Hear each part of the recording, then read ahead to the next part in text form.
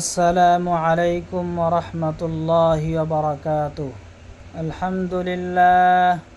আলহামদুলিল্লাহ নাহমাদুহু ওয়া নাস্তাঈনুহু ওয়া নাস্তাগফিরুহু ওয়া নু'মিনু বিহি ওয়া নাতাওয়াক্কালু আলাইহি ওয়া নাউযু বিল্লাহি মিন শুরুরি আনফুসিনা ওয়া মিন সাইয়্যাতি আ'মালিনা। মান ইয়াহদিহিল্লাহু ফালা মুদিল্লা লাহু ওয়া মান ইউদ্লিলহু ফালা হাদিয়া লাহু। ونشهد أن لا إله إلا الله وحده لا شريك له. فأعوذ بالله من الشيطان الرجيم. بسم الله الرحمن الرحيم. كل نفس ذائقة الموت. صدق الله العظيم.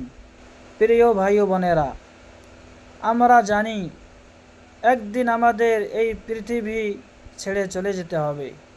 আল্লাহ তাআলা বলেন, কুল্লু নাফসিন যায়িকাতুল মাউত, প্রত্যেক প্রাণীর মৃত্যুর স্বাদ গ্রহণ করতে হবে। কিন্তু দুঃখের বিষয়, আমরা দুনিয়ার জন্য যতটা প্রস্তুতি নেই, মৃত্যুর জন্য ততটা প্রস্তুতি নেই না। আজ আলোচনার বিষয় হচ্ছে মৃত্যুর আগে 5টি গুরুত্বপূর্ণ প্রস্তুতি। প্রথম প্রস্তুতি খাঁটি তওবা। আল্লাহ পাক রব্বুল আলামিন কোরআন কারীমের মধ্যে বলেন, ইয়া আইয়ুহাল্লাযীনা আমানু তুবু ইলাল্লাহি তাওবাতান নাসুহা। হে ঈমানদারগণ, তোমরা সবাই আল্লাহর কাছে আন্তরিক তওবা করো। রাসূল সাল্লাল্লাহু আলাইহি ওয়াসাল্লাম জীবনে বহুবার আল্লাহর কাছে ক্ষমা চাইছেন। সহিহ হাদিসে এসেছে তিনি 70 বারেরও বেশি এবং অন্য বর্ণনায় 100 বারেরও বেশি ইস্তেগফার করতেন। তাহলে আমরা কেন তওবা করব না? আমরা কেন তওবায় অবহেলা করব? কে জানে আজকের রাতেই আমাদের হয়তো শেষ রাত।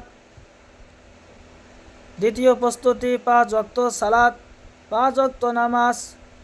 কিয়ামতের দিন সর্বপ্রথম হিসাব হবে নামাজের। রাসূল সাল্লাল্লাহু আলাইহি ওয়াসাল্লাম বলেছেন, ইন্না আউয়ালু ইউহাসাবু বিহিল আবদু ইয়াউমাল কিয়ামাতি আস-সালাত। রাসূল সাল্লাল্লাহু আলাইহি ওয়াসাল্লাম বলেছেন যে কিয়ামতের দিন বান্দার কাছে সর্বপ্রথম নামাজের হিসাব নেওয়া হবে।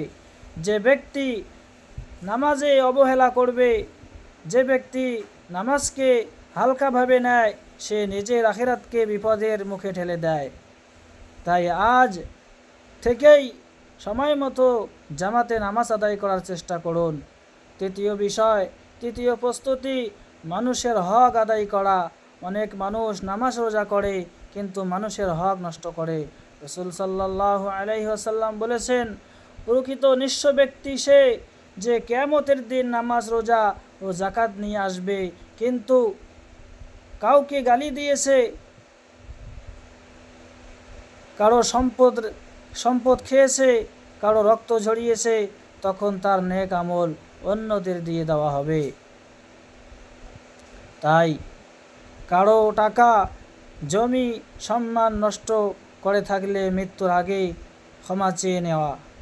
চতুর্থ বিষয় কোরআনের সাথে সম্পর্ক। আল্লাহ তাআলা বলেন, এই কোরআন এমন এক জিনিস, কোরআন এমন পথ দেখায় যা সর্বাধিক সঠিক। আল্লাহ পাক রব্বুল আলামিন কোরআনের কারীমের মধ্যে বলেন, ইন্না হাযাল কোরআনা ইয়াহদি লিল্লাতী হিয়া আকওয়াম। এই কোরআন এমন পথ দেখায় যা সর্বাধিক সঠিক। প্রতিদিন অন্তত কিছু সময় কোরআন তেলাওয়াত করুন, অর্থ বোঝার চেষ্টা করুন, জীবনে তা বাস্তবায়ন করুন। কোরআন কিয়ামতের দিন তার পাঠকদের জন্য সুপারিশ করবে। পঞ্চম বিষয়, বেশি বেশি আল্লাহর জিকির করুন। আল্লাহ পাক রব্বুল আলামিন কোরআনের কারীমের মধ্যে বলেন, ইয়া আইয়ুহাল্লাযীনা আমানু যিকুরুল্লাহা যিকরান কাসীরা, সুবহানাল্লাহ, আলহামদুলিল্লাহ, লা ইলাহা ইল্লাল্লাহু, আল্লাহু আকবার। এই জিকিরগুলো নিয়মিত করুন। রাসূল সাল্লাল্লাহু আলাইহি ওয়াসাল্লাম বলেছেন, 2টি বাক্য রহমানের কাছে অত্যন্ত প্রিয়, জিহ্বায় হালকা কিন্তু মিজানের পাল্লায় ভারী।